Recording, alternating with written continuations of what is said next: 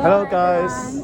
Welcome to Silver Nomad's channel. Today I'm really honored to invite Dr. Zhou. He is the founder of Ethstorage, and that's just cut into the topic. So I have few questions to ask Dr. Zhou. The first one, can you give us a little bit introduction of yourself and how you get into this industry? Sure. And how large is your team? Yeah, so my name is Zhou.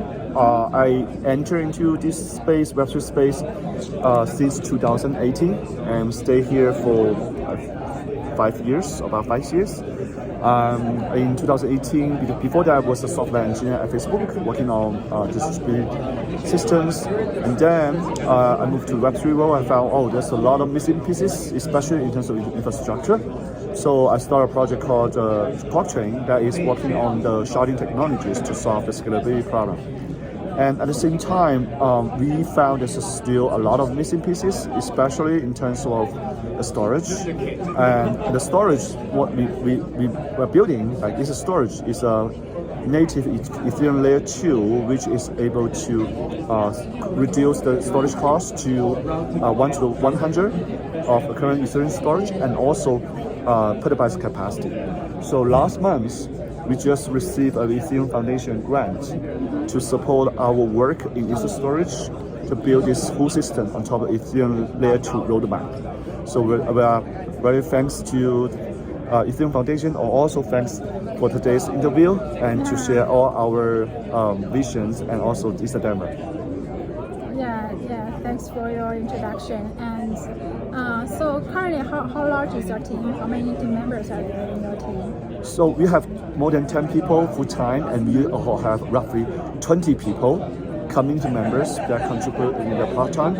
So for today, actually, we only have 2 people to come to Etheneum, but we have about 7-8 people from our ecosystem community members, and they come and some of them are researchers on our protocol, some of them are building the ecosystem projects on top of Ethstorage.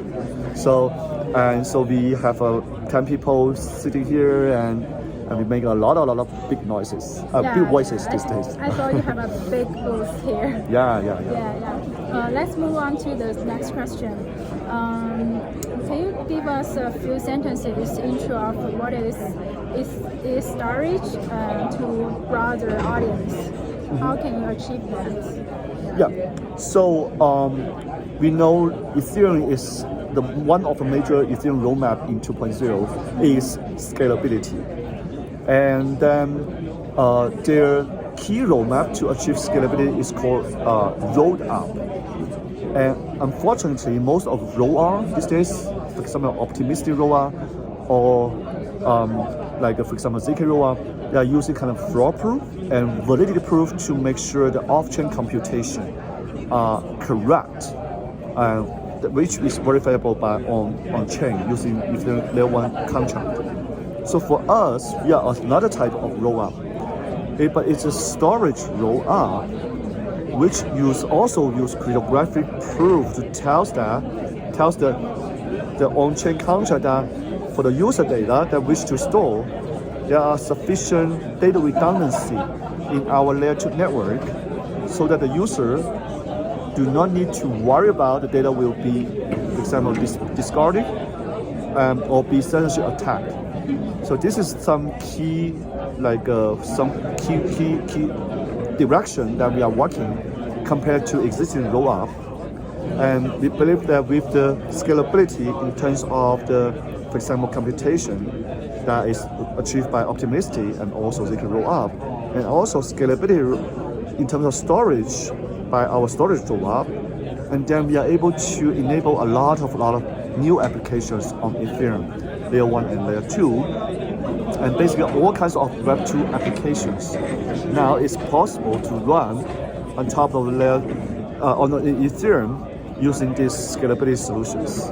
So we are very excited, and we are also offer all kinds of for example, opportunities, like bounties for encourage our ecosystem developers. I also welcome everybody to build on top of that. Yeah, I see what you are doing now. And can you just explain a little bit about how it's different from the other competitors like arwave and filecoin? Yeah. So first of all, I would say that Ethstorage has a lot of technical ideas that are inspired from RV and filecoin. So we do thanks for their pioneer work in this area. In the meantime, so there are a lot of new innovations that Ethstorage have developed to solve our problems. First of all, for filecoin and RV, they are work most for static files. For example, RV, those files appended will never be, for example, be modified. So it only support append operations. For RV, for filecoin, the file is like encoded in 32 gigabytes and cannot be changed any pieces of this file unless you have to pay additional storage fee. And so for Ethstorage, we are called like a dynamic storage system, or more precisely, a key value store with large values, where the values combined together can be petabytes of data. And the metadata is persisted on Ethereum layer 1. So here, thanks to Ethereum virtual machine, we are able to have a much more flexible storage system versus existing ones.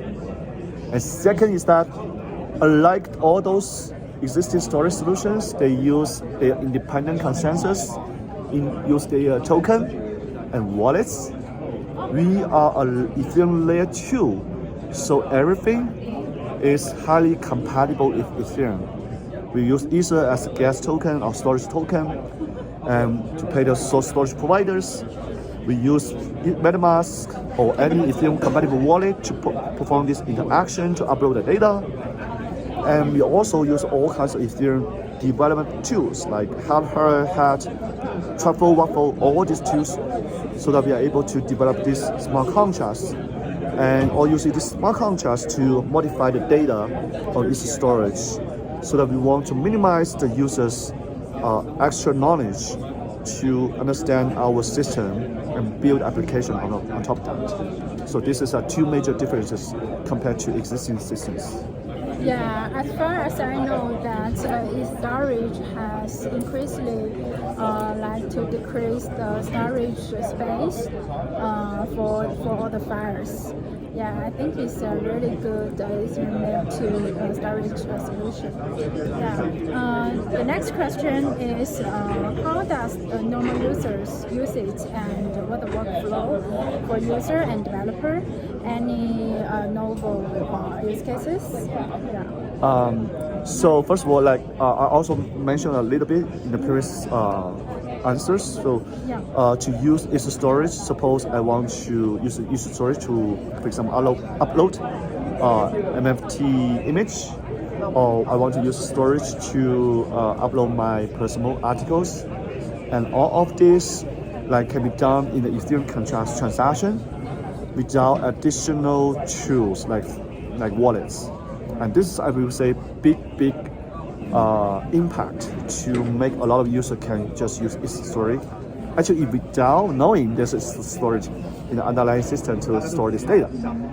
And second is like for the Ethstorage, we are also developing a lot of SDKs that is building also on top of Ethereum SDKs like Ethers.js, Web3.js, so that they're able to use these SDKs to do more advanced operations.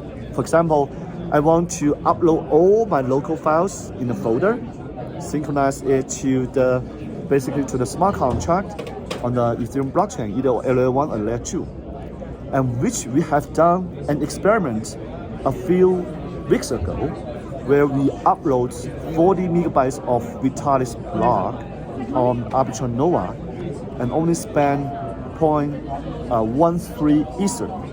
And so which means that Vitalis block is now forever hosted on a smart contract, and people can access it as long as Ethereum exists. So I think this is something that we can enable a lot of new interesting applications, especially for decentralized social network, all the NFTs like PFP, music, or even videos and 3D pictures, all kinds of things now is possible purely on top of Ethereum network. And this is something we are really excited about it. Yeah, I think there is a lot of imagination space in this direction. And I know what's your current stage of development and what's about your white paper, proof of like your testnet deployment time and mainnet launch time, and your racing, your racing run. So right now we are we are almost complete the research part of this Ethstorage full system. Now we are implementing the whole ideas, includes a ZK snark, including smart contract, and include the storage network, synchronization network. So we hope that we are able to have a fully functional testnet of this first half of this year, so that we can experiment all kinds of ideas. For example, running GitHub or Git on top of Ethereum, so that we are able to develop Ethereum on top of Ethereum, and that's something that is really interesting. For the mainnet, we also rely on the EIP 4844 when it's ready. Yeah. So when EIP 4844 is ready, then we can definitely launch our network and work with Ethereum. But that depends on the roadmap of Ethereum, which expected to be launched at the end of this year.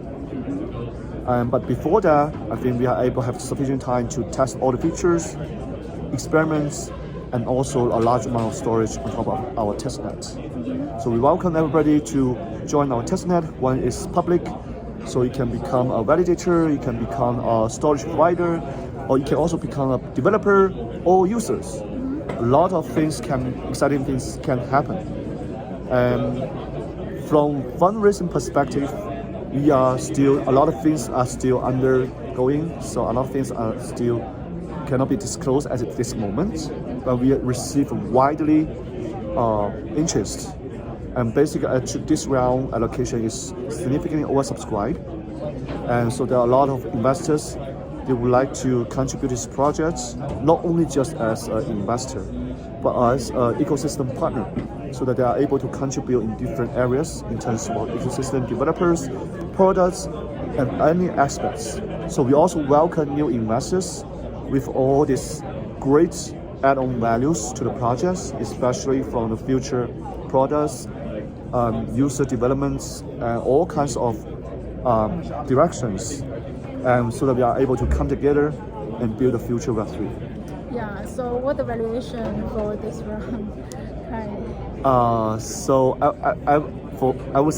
We will announce this valuation in the future, because like this is something. Sure. So we are looking forward to it. Yeah, sure. Okay, sure.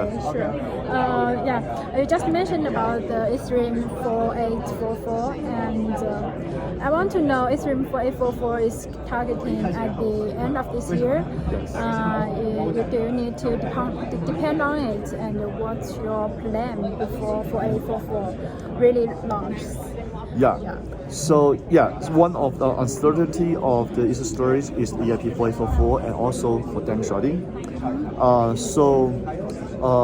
Besides the testnet, so that we are able to experiment all the early ideas, we are also talking with different layer 2s and asking whether they are able to offer some, for example, protocol support on these storage requirements, so that we may be able to run the protocol on top of layer 2 first before running on layer 1. I think this is also a lot of strategy, the same strategy a lot of like other smart contracts or on-chain protocols adopts.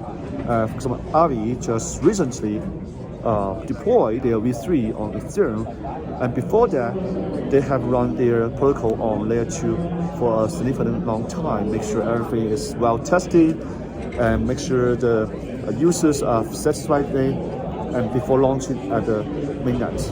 And so this is something we can also adopt, and so it highly depends on the progress. So I cannot say which is the definitive way that we are going to follow, but definitely we would like to have a lot of preparations, make sure that we are able to serve the strong needs of on-chain storage on top of Ethereum as soon as possible, because we have received also a lot of requests from the project side saying that, hey, they really want this product to launch as possible so that they are able to upload a large amount of the data, NFTs, music, or user data, all kinds of things on top of us. So we are very, very looking forward to see all these applications. Yeah, it's great to hear that. So what's your timeline for your products? Do you have any plan? Yeah, so the timeline will be first half year we will have a fully functional testnet, and then hopefully with the next year, once the EIP 4844 is ready, or one testnet or layer 2 is ready, then we are able to basically running kind of like on a mainnet, definitely with a lot of take some audits from security advisors, and also cryptographic proof and the storage providers feedback, and we will see. Yeah, there's a lot of things that is going to happen. Yeah. So what's the biggest challenge when you're designing or implementing Ethstorage? Oh yeah, the biggest challenge is to convince that there will be a strong need on top of Ethereum about native storage. For example, we observed that a lot of new NFT projects like cyberbrokers, unblocks, nonce members, they are now deploying all their images on chain. So they are able to say, hey, if you buy the NFT, you will never worry about the images will be discarded. And this is something that we found with the Ethereum ecosystem become larger, there will be more and more demand. But so we need to convince a lot of new ecosystem in the Ethereum ecosystem say, hey, we shouldn't rely on any third-party storage. This is some default storage solutions for Ethereum, and we should really work hard and make it work. And so this is the first part. And second is like, when we have a storage, how we are able to access this storage, especially with interaction with smart contracts. That's why we are also proposing ERC 4804, Web3 URL. We also have a keynote speech of the standard at Etheneum main stage, and the standard was finalized and merged into Ethereum EIPS repo by the editors a few days ago. So this is our latest updates in terms of our progress. And the Web3 URL, we believe this is another key feature enable future Web3, and it is a decentralized version of HTTP, and is much more powerful than the IPFS. There's a lot of also other developers from different ecosystems that are interested in this protocol, and they are also actively working on these crazy ideas and on top of this protocol, and combined with the storage power of Ethstorage, so that we are making the future Web3 to more people, more decentralized. Yeah, so I have already asked you several questions. Do you have any extra more things that you want to cover that I didn't ask about? Yeah, sure. So I would like to share a little bit about Etheneum. I think Etheneum is a very good event, well organized and very spacious for everybody. And a very good way to interact with all the friends in Web3, developers, investors, ecosystem partners, and of course, like friends, just friends. And so we are proud to be one of the sponsors of Etheneum, and also we are proud to support the whole ecosystem of the Web3. And we are also looking forward to see more people in Etheneum next year. And so, yeah, That's it. Yeah, thanks Dr. Qizhou's explanation about Ethstorage, and thank you guys to watch this video, and welcome to comment, like, and retweet, and we will have a surprise for you in the future. Okay, let's welcome Dr. Qizhou. Thanks for your time. Thank you. Goodbye.